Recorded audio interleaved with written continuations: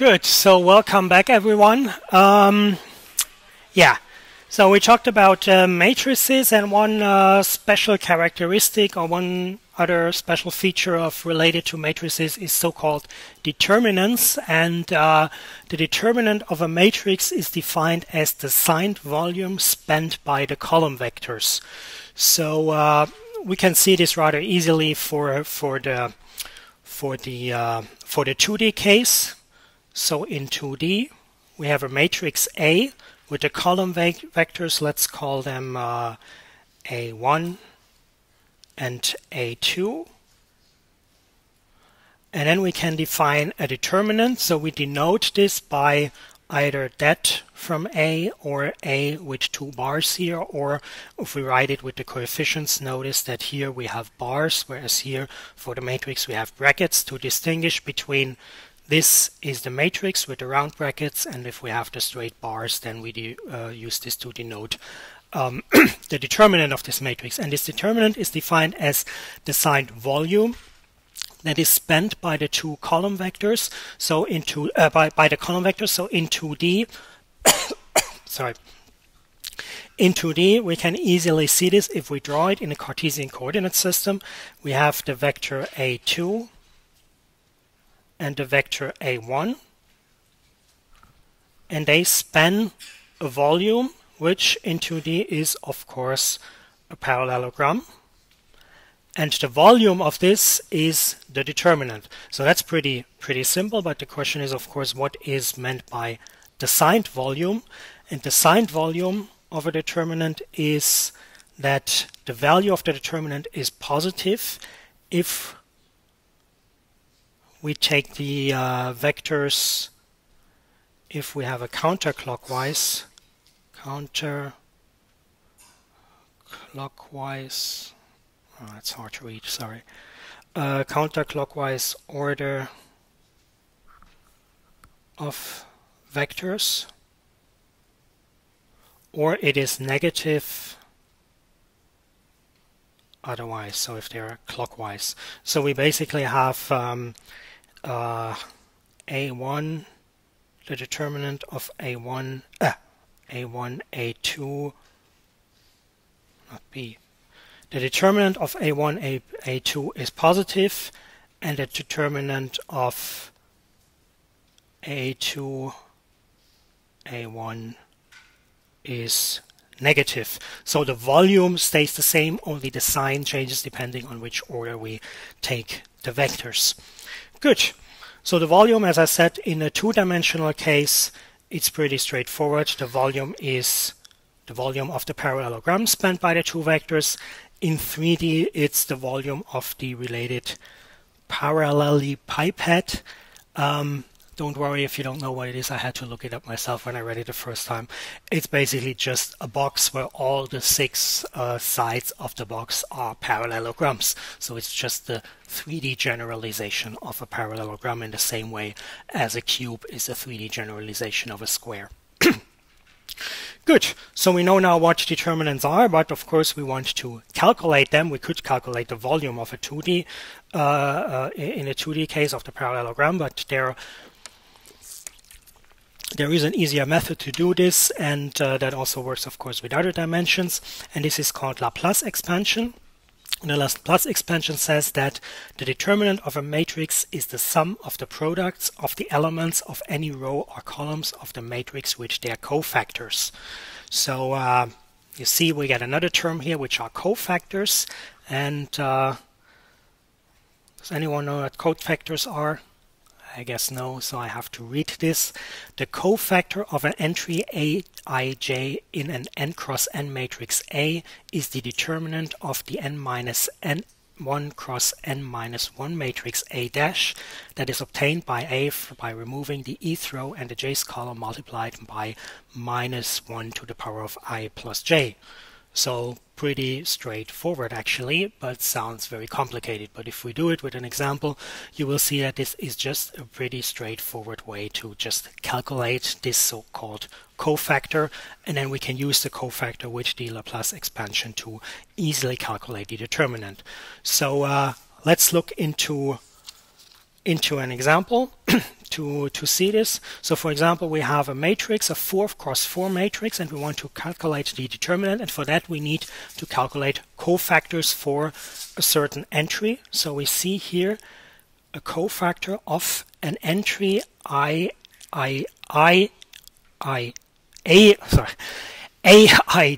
I'm getting confused here with all these letters, Aij. So we just pick, for example, let's do it for A13. A13 of the matrix, we want to calculate the cofactor for this coefficient here. And then we see the cofactor is the determinant of the n-1 cross n-1 matrix A dash, and this is of course the part where we see the recursion here. So we again have to calculate a determinant to get the cofactor, but this determinant is based on a matrix which has one dimension less. So we can again use the same approach to calculate the determinant of that when we get another matrix which has one dimension less, till we are at the end where we have a 1 cross 1 matrix, and then the determinant is just the value of that the coefficient value of that matrix, and then we can recursively calculate all the other matrices. So we get a matrix A dash, and we get that by removing the eth row and the j's column. So we, for A13, I is 1, which means we remove row 1, and the column is 3, so we remove the third column, and then we end up, and then we take what's left, and that is our new matrix A dash. So these two parts here. Good. And then we multiply this with minus to the power of I plus j. So this is multiplied with minus 1 to the power of ij was 1, 3. 1 plus 3 is 4. So that is plus 1, which is why it was not written here. I just wrote it here to illustrate the approach. And then we get our cofactor, and notice that we put a c here. So this is the notation how we distinguish a coefficient with a cofactor by just putting a c here. So you see here it sounds very complicated, but it's pretty straightforward. We just say we want to have this cofactor, then we just cross out the rest, make a new matrix, have to put the sign here with this rule based on the index, and then we have to do the same for this matrix till we get recursively to a matrix, to a 1 cross 1 matrix. So it's actually pretty simple and straightforward and can pretty simply be done. And then we can calculate the cofactors. And now we want to use the cofactors, of course, to get the determinant. And then we have to go back to Laplace expansion, and that says us the determinant of a matrix is a sum of the products of the elements of any row or column of the matrix which they are cofactors. Now notice here that it says any row or column, so we can choose a random one. In this case I have chosen, for example, the first row, and then I calculated A13, and then the rule says the product of the element, the coefficient, which their cofactor. So I take the product of A13 with its cofactor, A cofactor 13, which is this here. And then I do this for all the other coefficients in the first row, and then I sum them up, and then I get the determinant. So let's look at an example. So the cofactor is to calculate the determinant. We can take any row or column. So if we have a lot of one with a lot of zeros here, it's clever to take that one, because especially when we do it by hand and not by a computer program, because of course then we end up 0 something, and then we can save us calculating this here. So here we would cleverly take the first column or the first row. In this case I took the first row again, and then I take the coefficients from that first row, calculate the determinant of the remaining. So yeah, let's illustrate it to make it clearer.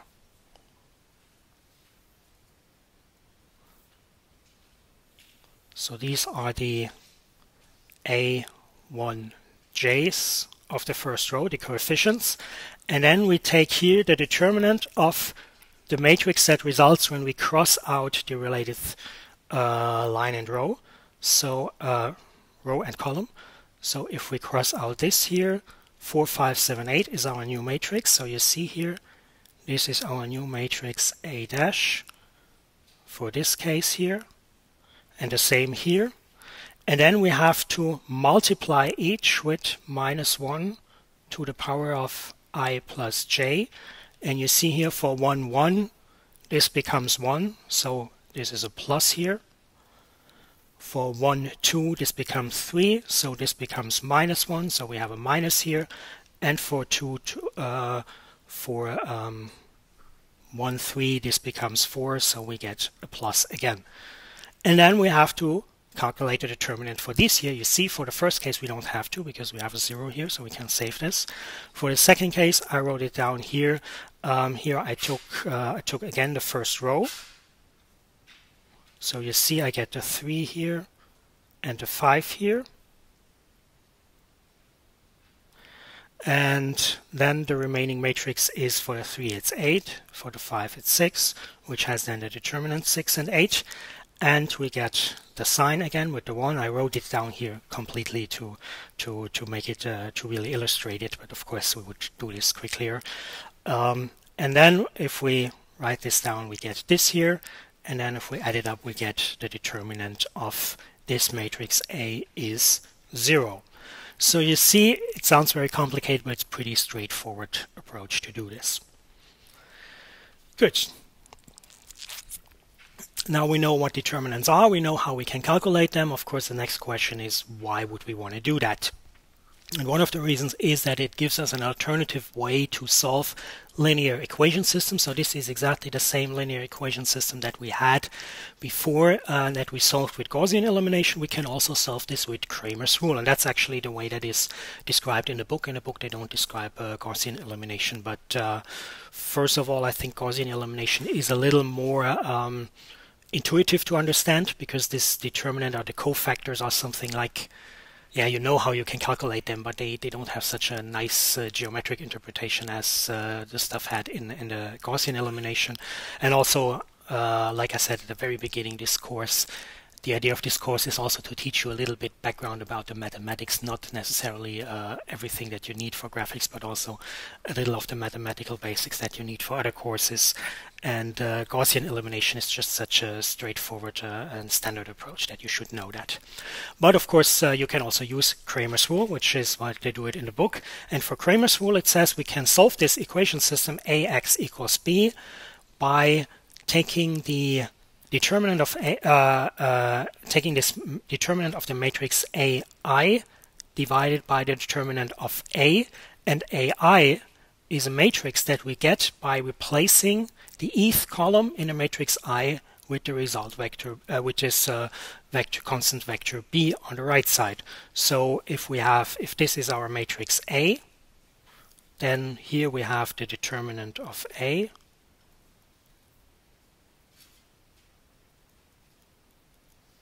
Here as well, and here we have the determinant of A1, here we have A2, and here we have A3, and you see that A1 is created by replacing the first column in A with B. So this is our vector B, which appears here,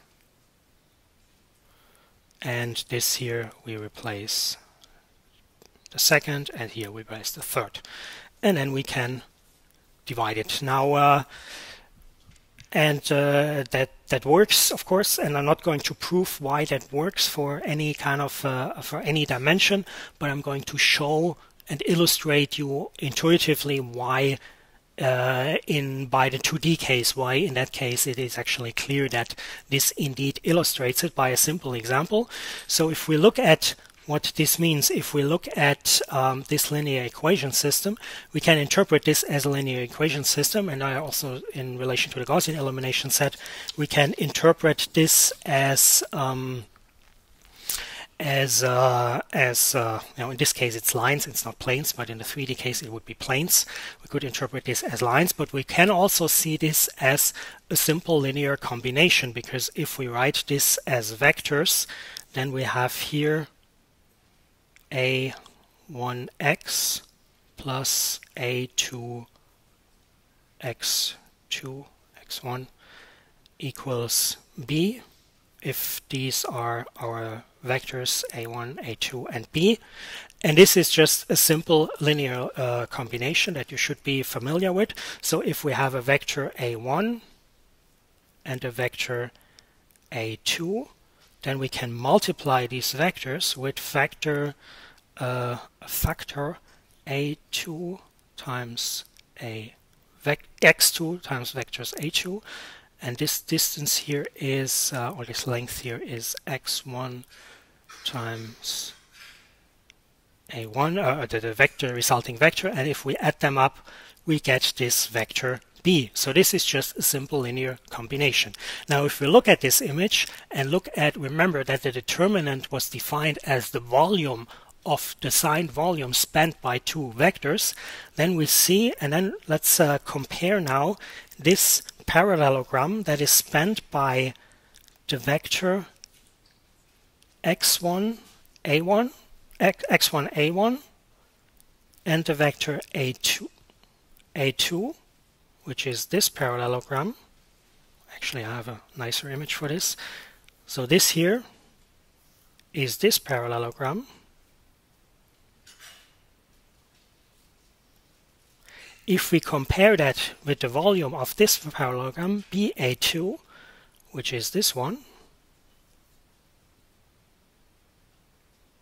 then we see that the volume is the same. We could make a proof, but you can also intuitively understand it, because if you shift the parallelogram in one direction, that part here basically gets lost, but you add exactly the same part here.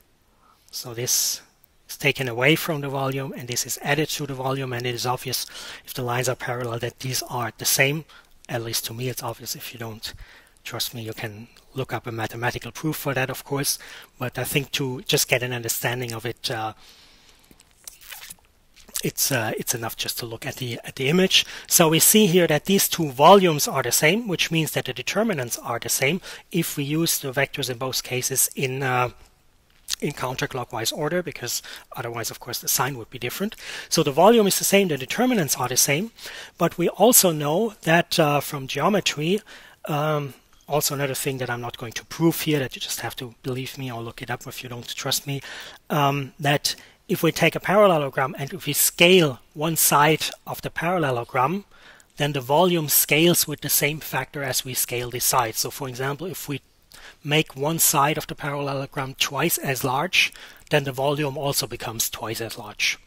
And that means we can take this factor here outside, and if you look at that, then of course you can easily see that x1 is the determinant of vector b a2 divided by the determinant of a1 a2, and this is exactly these two matrices here. And you can also show this for x2, of course. Good. So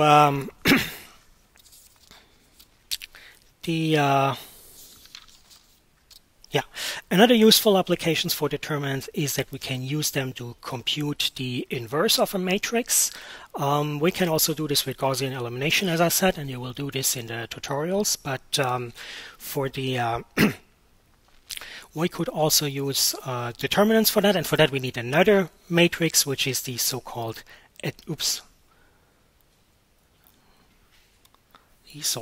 adjoint of a matrix, which is the transpose of the cofactor matrix. So again, we have to calculate the cofactors, but in this case not for a random line or a column, but in this case for every factor that we have. So this is something you would probably not do on paper. On paper you would probably use more the Gaussian elimination, but if you implement it and you have already implemented the cofactor function, then of course this might be simpler to implement than the Gaussian elimination to calculate the inverse. So we calculate the cofactor of each factor of this matrix, and then we take the transpose of it. We replace the coefficients with their cofactor, take the transpose of it, and then we have this this matrix, this adjoint matrix, and then we divide it by the determinant of the matrix A, which we can also easily calculate because we already have the cofactors calculated, and that is exactly the inverse matrix. And I'm not going to prove that, but I think there will probably be an example in the tutorials where you have to do it. I will also not calculate an example here because it's a lot of writing, but it's pretty straightforward. But it's helpful for you, I think, to do it at least once. Good. So yeah, so we can calculate determinants, and we know now a method to calculate the determinants, but of course that if you do it on paper, this requires a lot of work. Fortunately, if we are dealing with 3x3 or 2x2 matrices, there is a rather easy trick how to do this. So if we write down the 3x3 matrix and do it with this cofactor approach, then we can write it down in a general way if we use just A, B, C till I as coefficients, and then we will end up with something like this. So here I already conveniently grouped the positive and the negative ones together, and so you get this formula by doing it just in a general way with these general ways here, and then you could basically just remember this formula when you want to calculate a determinant. But there is an even easier way to do it, which is just write down the matrices, the coefficients next to each other twice, and then you can take these rows here, and if you look at the resulting values A, E, I, B, F, G, C, D, H, you will see that these are exactly the positive values we have here. And if you do it in the other direction, you will see, so these are the positives here, you will see that these are exactly the negatives here. So in the exam, if there is a 3x3 matrix and I ask you calculate the determinant of it, you can use the cofactor approach, but it would be much more efficient to just do it that way. And this also works for the 2x2 matrix. In that case, we just have to take these two here. Again, this is positive, and from top right to bottom left is negative. And then we get the 2x2 matrix, but unfortunately it doesn't work for dimensions larger than 3. So if we have a 4x4 matrix, we have to do it with the cofactor approach. Good. So yeah. So as I said, there was a lot of mathematics today, but yeah, a small relation to graphics in terms of this calculation of intersections.